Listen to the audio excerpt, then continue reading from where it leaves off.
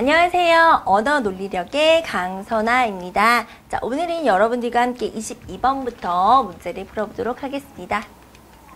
자, 22번 문제인데요. 다음 밑줄친 부분이 뒷받침할 수 있는 예로 가장 적절한 것은 이러한 문제도요. 여러분들이 전체를 읽으실 필요는 없습니다.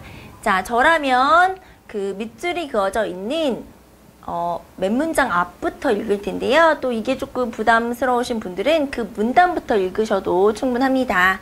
자, 그래서 지금 여러분들 살펴보시면요.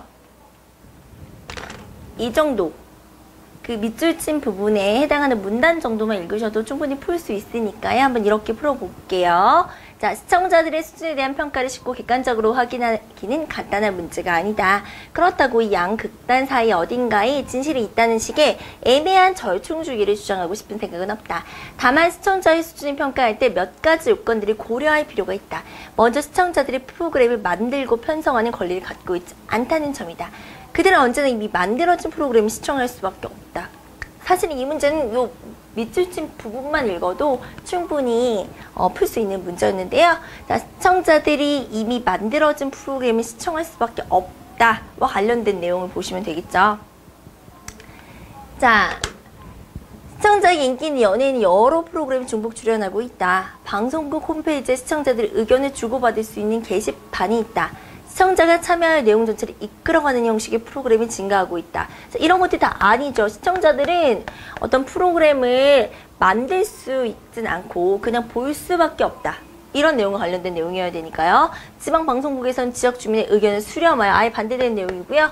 자, 모 방송사는 시청률이 저조하다는 이유로 어떤 드라마를 시청자들의 의사와 관계없이 시청자들은 계속 보고 싶어요 라고 얘기했지만 관계없이 조기에 맞췄다라는 거니까 답은 5번이 되겠죠.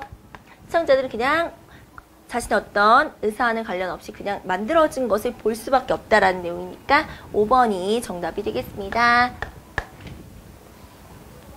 자, 23번 다음에서 이끌어낼 수 있는 내용을 적절하지 않은 것은 자, 내용 일치 문제이기 때문에 이런 문제는 문단별로 읽으시고 선주로 가시면 됩니다. 자, 한국어에서 2인칭 대명사가 손 아랫사람이나 허물없는 친구에게 말을 거는 경우를 제외하고 사실상 사용하지 않는 것도 특이할 만하다. 한국어의 2인칭 대명사는 구어의 수준에서 실질적으로는 너 하나뿐인데 이 말은 뒤에 조사가 붙으면 그 형태가 달라지기도 한다. 자, 여기서 3번에 2인칭의 대명사 너의 주격조사 가가 붙으면 내가 이런 식으로 지금 형태가 너가가 아니라 내가 이런 식으로 바뀌죠. 자, 그렇기 때문에 3번 네가 뭐 보통 이런 식으로 얘기하기 때문에 이거는 맞는 거구나 라는 거 아실 수가 있고요. 자, 그 다음에 당신은 약간의 높임을 지닌 2인칭 대명사로 중요한 이상의 부부 사이에서 쓰이고 있는데 여보 당신 이렇게 쓰죠. 이와 달리 갈등 상황에서는 상대방을 없인 여기는 경우로 쓰이기도 한다. 당신이 뭐가 잘했다고 그래 뭐 이런 식으로 하실 수 있잖아요. 그쵸? 4번 다툰 상황에서 당신은 상대편을 낮잡아 이르는 2인칭 대명사가 될 수 있다. 여기서 확인하실 수가 있고요. 또한 한국어에서 존칭을 사용해야 할 대상에게는 2인칭 대명사의 자리를 제로 형태로 비워두거나 부르지 않고 이것 좀 해주세요 뭐 이렇게 하거나 여기서 보시면 대화 상황에서는 2인칭 대명사를 제로 형태로 비워둘 수 있다. 자, 여기서 확인하실 수가 있고요. 자, 그 다음에 연령적, 가족적, 직업적, 신분적 위계를 표시하는 명사 또는 상대방의 이름을 사용하기도 한다. 그쵸? 그래서 뭐 XXXC라던가 아니면 직업적 뭐 선생님이라던가 뭐 이런 식으로 아버지 이런 식으로 부르죠. 자, 구체적인 발화 장면에서 과장, 선배 등과 같은 명사가 2인칭 대명사의 기능으로 사용될 수 있다. 여기서 확인해 보실 수가 있습니다. 그런데 이름을 사용하는 경우에는 그 이름 뒤에 사용하는 C가 점차 예산말의 성격을 띠게 돼 높여야 할 자리에서는 함부로 사용해서는 안 된다. 자, 맞는 선지죠. 여러분들 교수님한테 누구누구 C 이렇게 하면 안 되잖아요. 그쵸? 이름 뒤에 사용하는 C는 앞으로 높임의 기능이 강화될 것이다. 점차 높임의 기능이 없어지고 예산말의 성격을 지닌다라고 나와 있기 때문에 얘가 지금 틀린 선지구나 살펴보실 수가 있습니다. 자, 그래서 23번의 답은 우리가 1번이라고 확인해 보시면 됩니다. 자, 그 다음에 24번 다음 밑줄친 부분의 문맥적 의미로 가장 적절한 것은 자, 보면 과학 지문이 등장하고 있습니다. 그래서 지금 이렇게 과학 지문인 여러분들 좀 꼼꼼하게 읽으실 필요가 있습니다. 좀 나뉘고 있는 질문이고요. 자, 2006년 국제천문연맹 총회에서 태양계 행성의 정의가 처음으로 내려졌다. 그 결과 태양계의 가장 바깥쪽에 있는 제9행성 명왕성이 행성에서 제외되었다. 오랫동안 행성으로 당연하게 여겨졌던 명왕성이 제외된 것은 충격적인 사건이었다. 자, 상황이 이렇게 됨에 따라 국제천문연맹은 7명으로 구성된 행성정의위원회를 만들고 행성의 정의에 대한 원안을 만들었다. 원안에서는 태양의 주위를 공전하고 자신의 중력으로 둥근 모양이 될 수 있을 정도의 큰 천체, 단 위성은 제외를 모두 행성으로 정의했다. 이에 따르면 소행성 세레스 2003 UB313과 명왕성 위성이었던 카론도 행성의 지위를 부여받아 태양계의 행성은 12개로 늘어난 전망이었다. 그러나 이 원안에 대해서 다양한 반대 의견이 나왔다. 특히 문제가 된 것은 부근에 동등한 천체가 있는 것도 행성이 된다는 점이었다. 현재 이론에서는 행성은 암석이나 얼음덩어리가 서로 충돌해서 합쳐지며 커진 것으로 보고 있다. 자, 미행성은 계속 성장하여 마지막에는 그 궤도 부근에서 특별히 큰 천체가 되고 주변 천체의 영향을 받지 않는 자신만의 궤도를 확보함으로써 태양을 원에 가깝게 공전하는 행성이 된다. 자, 앞에서 암석이나 얼음덩어리가 충돌해서 합쳐진 것은 아직 미행성으로 행성으로 인정을 받지 못합니다. 근데 행성으로 인정을 받을 수 있는 것은 궤도, 자신의 어떤 주변의 궤도에서 큰 천체가 돼야 되는구나. 큰 천체가 돼야 되고 그 다음에 자신만의 궤도를 확보해야 되는구나. 또 태양을 원에 가깝게 공전해야 되는구나. 여기서 살펴보실 수가 있죠. 큰 천체. 그 다음에 자신만의 궤도, 그 다음에 세 번째는 태양을 여기다 쓸게요. 태양을 원에 가깝게 공전하고 있다라는 요건들을 살펴보실 수가 있고요. 이 이론에 따르면 명왕성이나 세레스는 행성이라고 하기는 어렵다. 최종적으로 행성이 되기 전에 어떤 원인으로 성장이 멈춘 것으로 커야 되는데, 그쵸? 보인다. 명왕성과 2003 UB313 등의 궤도가 찌부러진 원이 되고 기울어져 있는 것도 지금 이와 관계된다. 아까 전에 우리 궤도는 또 태양을 원에 가깝게 또 공전해야 된다. 이런 내용도 있었는데요. 자, 결국 국제천문연맹은 태양의 주위를 공전하는 구형의 천체라는 원안의 궤도 주변에서 가장 두드러지게 눈에 띄는 것이라는 조건을 덧붙였다. 라고 되어 있습니다. 자, 그래서 지금 궤도 주변에서 우리 앞부분에서는요 문제가 됐던 게 지금 살펴보시면 그 주변에 또 다른 위성이 있어도 지금 그게 행성이 된다. 그게 또 문제가 됐다라는 게 앞부분에 나와 있습니다. 그쵸? 부근에 동등한 천체가 있는 것도 행성이 된다. 근데 그러면 안 되고 주변에 이런 동등한 천체가 있으면 안 된다라는 것들 우리가 확인해 보실 수가 있죠. 궤도 주변에서 두드러지게 눈에 띄는 것, 다른 천체가 있으면 안 되겠죠. 태양의 주위를 공전한다, 요거와 관련된 거 아니고요. 천체가 더 밝다 아니고요. 자, 자신의 궤도 영역을 장악해야 되겠죠. 다른 천체가 있으면 안 되고, 타원 영역이 기울어져야 된다 아니고요. 자신의 중력으로 둥근 모양이 될 수 있다 아니죠. 자, 그래서 궤도 주변에서 두드러지는 거는 또 그와 비슷한 동등한 행성이 없는 것이고 자신의 궤도 영역을 장악해서 지금 나타날 수 있는 것이다 라는 거 확인하실 수가 있기 때문에 24번에 3번이 되겠습니다. 자, 25번부터 26번 문제 풀어보도록 할게요. 자, 최근에 통계청 자료에 따르면 우리나라도 디지털 환경에서 자라난 30세 미만의 신세대는 2천만 명을 넘어 총 인구의 43%를 차지하는 것으로 추정된다. 자, 이들은 600개 이상의 채널과 80억 개 이상의 웹페이지 등 엄청난 양의 정보 속에서 자라나 기성세대와는 다른 특성을 갖는 세대로 디지털 세대라고 부를 수 있다. 따라서 휴대폰이 자신의 분신과 같이 여기고 메신저나 문자 메시지 등 시공을 초월하여 상대와 의사소통이 가능한 환경에서 자라난 디지털 세대를 이해하는 것은 기성세대에게 더 이상 선택의 문제가 아니다 라고 되어 있습니다. 자, 그래서 여기서 우리가 문제가 지금 두 개가 딸려 있죠. 윗글에서 확인할 수 없는 것은 내용일지 문제고요. 논지 전개 방식은 전체적으로 이런 전개 방식이구나 파악이 되시면 가서 체크하시면 될 거고요. 자, 윗글에서 확인할 수 없는 내용일지 문제는 이 정도 읽고 나서 한 단락 정도 읽고 나서 해당하는 거 있나 찾으시라고 하셨죠. 자, 그러면 지금 2번의 디지털 세대의 성장 환경 여기 앞부분에 나와 있습니다. 그쵸? 이러한 환경에서 자라났다. 그래서 2번 나왔구나 확인하실 수가 있고요.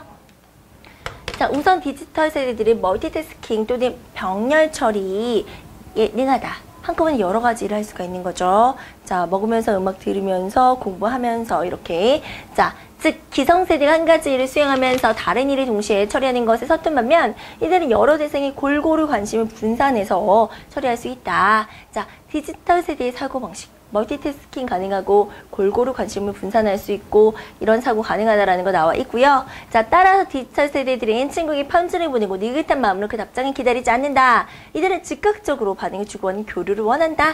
디지털 세대의 의사소통 방식 바로 이렇게 반응이 오길 바라죠. 자, 손에 쥐고 있는 휴대폰 그리고 메신저와 문자 메시지를 통해 이들은 자신이 원할 때 언제나 상대방과 의사소통이 가능한 환경에서 성장한 것이다. 이들이 어릴 적부터 빠져들었던 게임을 보면 상상해 갈 것이다. 하나의 게임 단계가 끝나면 즉각 피드백과 평가가 따른다. 지식을 얻을 때도 인터넷에서 하이퍼링크로 연결된 페이지로 그때그때 넘나들며 궁금한 사항을 즉시 해결하며 성장해왔다. 디지털 세대의 행동 특성 같은 거, 피드백, 평가 이런 것들에 민감하고요. 즉시 궁금한 걸 해결하고요. 이런 것들이 나오고 있고요. 일본에서는 시세대들의 이 같은 욕구를 만족시키기 위해 대학 본고사 결과를 단 하루 만에 발표하는 대학이 생겨났다. 디지털 세대에게는 놀 때 놀고 일할 때 열심히 일하자는 식의 이분법적 구분은 설득력이 없다. 자, 그들은 놀이나 게임처럼 일과 공부에 도전적인 요소와 재미가 있기를 바란다. 반면에 지루하고 재미없는 일은 것이 아무리 중요하다 해도 집중하지 않는다. 고도의 집중력이 필요한 고차원의 게임을 즐기며 성장한 이들을 이끌어내는 힘은 바로 목표를 향한 도전성과 재미이다. 기성세대는 흔히 요즘 젊은 것들은 집중력이 떨어져 라며 혀를 차고 난다. 그러나 그런 행동을 하기 이전 과연 이들에게 도전적인 목표와 즐거움을 줬는지 되돌아볼 필요가 있다 라고 되어 있습니다. 자, 그래서 우리 앞에서 25번 같은 경우는요 확인을 쭉 하셨죠. 그래서 나오지 않은 것은 4번이었구나 라고 우리 앞에서 살펴보실 수가 있습니다. 디지털 세대의 유형을 나누어가지고 특징을 얘기해 준 건 아니잖아요. 디지털 세대의 특징이라고 하면 맞겠지만 디지털 세대를 또 여러 종류의 유형으로 나누진 않았기 때문에 답이 이제 4번이 되고요. 자, 26번에 윗글의 논지 전개 방식으로 가장 적절한 것은 인용을 통해서 인용하는 거 없었죠. 다양한 사례를 제시하여 그쵸 디지털 세대의 특징에 관련된 여러 가지 사례를 제시를 하고 있었습니다. 자, 답은 2번, 26번의 답은 2번이 되겠죠. 대립되는 주장과 대안 뭐 이런 거 아니었고요. 원리를 바탕으로 해서 분석하는 거 아니고요. 문제점 해결책 아니었죠. 자, 그 다음에 27번, 28번 문제 풀어보도록 할게요. 자, 우리는 일상에서 시간의 흐름이 너무나 당연한 것으로 여겨 시간 그 자체에 대해 심각하게 고민하지 않는다. 하지만 때로는 만질 수도 볼 수도 없는 시간이 진정 존재하는 것인지에 대한 의문을 품곤 한다. 자, 과연 시간이란 과학적으로 어떤 것일까? 자, 현재 우리가 이해하고 있는 뉴턴 역학에 따르면 자, 이렇게 지금 A라고 지금 표시가 되어 있고요. 줄이 쳐져 있다라는 것은 이거 관련된 문제가 출제가 된다라는 힌트를 주고 있는 것이기 때문에 여러분들이 여기에 대해서 좀 잘 살펴봐야 되겠구나. 중요한 것들은 뭐 밑줄을 그으면서 표시를 해둬야겠구나. 이런 식으로 이제 전략을 세우면서 읽으시면 됩니다. 자, 시간은 우주 자체는 관계없이 독립적이고 절대적인 어떤 것이다. 자, 자, 그래서 독립적 절대적이다. 자, 아리스토텔레스의 역학체계가 무너지고 17세기에 등장한 뉴턴 역학에 근거하여 과학자들은 자연의 모든 현상이 기계적인 원인과 결과로 연결되어 있다고 생각하는 기계론적 우주관을 발전시켜갔다. 그래서 현재의 모습이나 현재의 생각은 모두 과거의 어떤 물질적인 원인으로 인한 결과라고 보았다라고 되어 있습니다. 이와 같은 뉴턴 역학에서는 완벽한 존재인 신이 만든 우주가 불완전할 수는 없다고 생각했다. 자, 그리고 우주는 항상 변하지 않고 현재 상태를 영원히 유지한다고 여겼다. 그래서 뉴턴 역학에서 시간은 시작이 없는 절대적이고 영원한 것으로 우주가 생겨나고 사라지는 것과 아무 관계없이 항상 같은 방향으로 일정하게 흘러가는 것이라고 생각했다. 자, 그래서 여기서 중요한 것들, 아, 시간을 이렇게 보았구나. 우리가 이런 것들 체크 하실 수가 있고요. 자, 그래서 앞부분에 우리가 주신 것들도 있었죠. 그래서 독립적이고 절대적이다. 뭐 이런 것들 우리가 줄을 치시고요. 자, 그 다음에 지금 아까 전에 문제가 B의 입장에서 A의 생각을 비판한 내용이었는데 이제 B가 뒤에 나옵니다. 그러면 아, 이 B 아인슈타인도 내가 잘 정리를 해야겠구나 라고 보시면 되겠죠.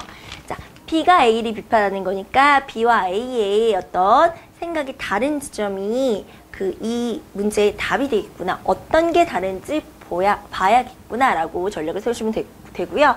자, 20세기 초 아인슈타인은 시간의 뉴턴 역학과는 다르게 보았다. 그는 시간의 공간과 긴밀히 연관되어 함께 변하는 상대적인 것. 아까 절대, 얘는 상대. 자, 즉 공간적 위치가 달라지면 시간의 흐름도 달라진다는 것이다. 자, 시간과 공간은 물체 운동에서도 상대적이다. 운동장을 빠르게 질주하는 사람과 교실을 가만히 밖의 풍경을 보고 있는 사람의 시간의 흐름은 다르다.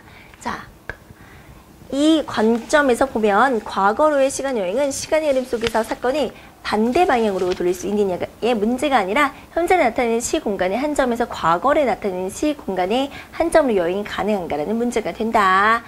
자, 이러한 시간 여행의 가능성에 대해서 많은 견해가 있는데 아인슈타인의 이론에 따르면 시공간이 아주 심하게 휘어져 있는 블랙홀과 같은 특수한 공간이라면 시간 여행이 가능하지만 현재 과학자들은 그런 여행은 사실상 불가능한 일이라고 보았다. 자, 이 정도 읽으시고요. 더 앞까지 읽으시고 바로 보셔도 되는데요. 자, 28번을 이제 풀어보실 수가 있습니다. 자, 그래서 B의 입장에서 A의 생각의 비판 내용을 가장 적절한 것은 자, 우리 B는요, 아인슈타인이었고요. A 같은 경우가 뉴턴이었죠. 자, 두 사람의 가장 다른 그런 생각은 아인슈타인은 시간을 상대적으로 봤고요. 뉴턴은 시간을 절대적이고 독립적으로 봤다라는 거 우리가 앞에서 살펴보실 수가 있었습니다. 자, 이것과 관련된 내용을 찾으시면 되는데요. 자, 시간의 존재는 때로 부정될 수 있는 것이기 때문에 시간 영원한 것으로 여기는 건 적절하지 않다. 뭐 이런 내용 없었고요. 자, 시간이 흐르는 방향이 하나로만 규정될 수 없기 때문에 시간이 항상 같은 방향으로 흐른다고 생각해서 안 된다. 포인트는 이쪽이기 때문에 이런 거 아니죠. 우주는 정적이지 않기 때문에 우주는 완벽한 신이 만든 안정적인 공간이라는 전제하에서 시간을 인식하는 것은 적절하지 않다. 아니고요. 자, 지금 4번, 5번 봤는데요. 시간과 공간은 독립적으로 존재하는 것으로 보아야 하기 때문에 시간과 공간의 관련성을 지나치게 강조하는 것은 적절하지 않다. 독립적으로 보는 거는 뉴턴이었습니다. 근데 지금 자, B, 아인슈타인의 입장에서 뉴턴을 지금 비판해야 되기 때문에 아니겠죠? 자, 5번 시간이 모든 우주 공간에서 동일하게 흐르는 것은 아니기 때문에 시간을 우주 자체와는 관련 없는 절대적인 것으로 여기서는 안 돼. 너 절대적인 것으로 여겼지? 그러면 안 돼. 상대적이야. 라고 말하는 게 아인슈타인이잖아요. 그렇기 때문에 28번의 답은 5번이구나. 여러분들 이렇게 바로 이렇게 가셔도 A, B에 대해서 어느 정도 내가 내용 정리가 됐으면 바로 해당하는 문제를 푸시면 되겠습니다. 자, 그 다음에 우리 계속 지금 읽어보면요. 뉴턴과 아인슈타인은 우주가 정적이라고 생각했다. 얘네는 정적이라고 생각하네요. 하지만 나중에 허블에 의해 우주가 한순간도 가만히 있지 못하고 팽창한다는 사실이 밝혀졌다. 자, 현재 상태가 되기까지 우주는 계속해서 팽창해 왔다는 말인데 이는 시간의 흐름이 우주의 팽창과 맞물려 있다는 것을 의미한다. 자, 또한 시간을 거슬러 올라가 보면 우주가 탄생한 시점에 도달하게 되는데 이 시점이 바로 시간의 시작에 해당함을 시사한다. 자, 그래서 지금 뭐 우주 대폭발론 이런 것들이 뒤에 나올 텐데요. 자, 27번에 윗글에 대한 설명으로 가장 적절한 것은 이 정도만 읽어도 여러분들 파악이 되실 거예요. 자, 시간에 대해서 지금 우리 앞부분에서 과연 시간이란 과학적으로 어떤 것인가라는 그런 의문점을 제기했고요. 거기에 대해서 뉴턴은 이렇게 봤고요. 아인슈타인은 이렇게 봤고요. 자, 그 다음에 지금 허블은 또 이렇게 봤습니다. 라는 여러 과학자들의 의견이 제시가 되고 있었잖아요. 그렇기 때문에 가장 적절한 것은 1번이죠. 시간에 대해 과학자들의 인식이 어떻게 변해왔는지를 설명하고 있다. 관심을 갖게 된 이유, 계기 아니죠. 과학적으로 새롭게 연구해야 하는 이유 이런 것도 아니고요. 시간의 흐름 당연시하는 생각 잘못되었다? 비판하는 거 아니고요. 시간의 존재와 기원에 대한 과학자들의 연구 과정과 영향관계 서로 어떤 영향을 주고 있다 뭐 이런 것도 나오지 않았잖아요. 답은 1번이라는 거 확인해 보실 수가 있습니다. 자, 29번, 30번 마지막 문제입니다. 자, 대민주주의에는 근대의 정치의 고전적 딜레마가 함축적으로 내포되어 있다. 자, 어떤 국회의원이 자신은 한 입법 안에 찬성하는 것이 공익에 도움을 준다고 판단해 찬성표를 던질 생각인데 지역구 주민들의 생각은 다르다고 하면 어떻게 하는 것이 옳을까? 여기에 대한 어떤 대답을 찾으면서 읽어야 되겠구나. 여기에 밑줄이 쳐져 있구나. 문제로 나와 있겠구나 알 수가 있고요. 자, 그러시면 여러분들 잠깐 문제로 가셨을 때 A에 대한 헌법학에 대한 대답을 찾아야 되겠구나 라고 생각하시면서 읽으시면 되실 것 같아요. 자, 우리 헌법 제1조 제2항은 민주주의 대원칙을 갖고 있는 자, 아주 간단한 문장이다. 대한민국의 주권은 국민에게 있고 모든 권력은 국민으로부터 나온다. 그것이다. 여기서 모든 권력은 국민으로부터 나온다라는 규정은 모든 권력의 행사는 곧 국민의 뜻에 따라 이루어져야 한다는 의미로 해석할 수 있다. 자, 그래서 헌법 제1조 제2항 같은 경우에는 국민의 뜻에 따라라. 그럼 이 경우에서는 어떻게 해야 되겠어요? 지역구 주민들의 생각을 따라라. 이런 식으로 해석이 될 수 있겠죠. 자, 그런데 다른 한편 우리 헌법은 입법권은 국회에 속하고 자, 국회의원은 국가 이익을 우선하여 양심에 따라 직무를 행한다 라고 규정하고 있다. 입법권이 국회에 속한 이상 모든 것은 국회의원들이 결정하는데 그때 지역구 주민과 국회의원이 의견이 다를 경우 입법은 어디까지나 국회의원의 생각에 따라야 한다는 것이다. 자, 그래서 지금 헌법에서는 뭐라고 얘기해요? 지역구 주민과 의견이 달라도 국회의원 너의 생각에 따라 라고 또 대답을 합니다. 그뿐만 아니라 국회의원이 된 후 입법 활동을 함에 있어서 자신의 독자적인 판단에 따라 지역구의 이익보다는 국가 전체를 생각해야 한다는 의미다. 우리는 대표를 통해 민주주의를 실현하는 과정에서 모순에 빠진 것이다 라고 나와 있습니다. 자, 헌법이니까 우리 아까 전에 헌법학 관련된 내용이 또 나왔잖아요. 뒤에도 근데 또 나올 거기 때문에 뒤에서 또 이 문제는 해결해 보도록 하겠습니다. 자, 헌법학에서는 여기 이렇게 딱 나왔죠. 지역구 주민의 뜻이냐 국회의원의 독자 판단이냐 중에서 후자를 선택한다. 자, 국회의원의 독자적인 판단을 선택하라는 내용이었죠. 자, 그래서 우리 A 부분의 답을 우리가 지금 체크해 보실 수가 있잖아요. 30번에. 그래서 아까 전에 그 지역구 주민들과 국회의원들과의 의견이 다를 때 어떻게 하는 것이 좋을까? 여기서 국회의원 너의 판단에 따라 라고 이야기했기 때문에 2번 지역구 주민의 뜻과 달라도 공익을 고려해서 자신이 판단해야 한다 라는 정답을 여기서 확인해 보실 수가 있습니다. 자, 즉 국민이 직접 정치적인 결정을 내리지 않고 그 대표를 통해서 간접적으로만 정치적인 결정에 참여하는 기관 구성의 원리요 의사결정의 원리를 일컬어 대의제도라고 부르고 있다. 이를 보완하기 위해 대표를 지역구 주민의 의사에 묶어두는 방안이 원리적으로는 가능하다. 이를테면 지역의 대표자는 지역구 주민의 뜻에 따라야 한다는 기속 위임의 원칙을 주장하는 나라도 있고 지역구 주민의 뜻에 따르지 않을 경우는 대표자의 지위를 박탈하는 국민 소환제를 실시하는 나라도 있다. 자, 그래서 여기에서는 이러한 보완책, 문제에 대한 보완책이 제시가 되고 있구나라는 걸 알 수가 있고요. 자, 우리나라의 경우 간접 민주주의에서 발생하는 문제점을 보완하기 위해서 우리나라에서는 뭘 하고 있냐면 특정한 사안에 대해 국내 의사를 묻고자 하는 국민투표와 같은 직접 민주주의적 요소를 부분적으로 도입하고 있다. 자, 그래서 대의민주주의에서 어떤 딜레마, 모순, 이런 문제점에 대해서 이런 것들을 해결하기 위한 이런 장치에 대해서 뒤에 나와 있구나라는 걸 살펴보실 수가 있죠. 자, 그렇기 때문에 29번의 중심 내용으로 가장 적절한 것은 찾아보시면 기본 대의민주주의 기본 원리 아니고요.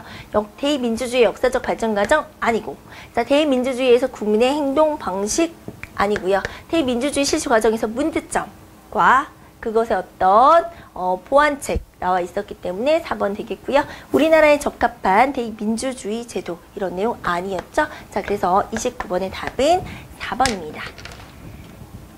자, 여기까지 저와 함께 1, 2회 모의고사를 풀어보셨는데요. 자, 아직까지도 공부하시느라 수고하셨고요. 자, 여러분들의 고득점을 기원하겠습니다. 자, 수고하셨습니다.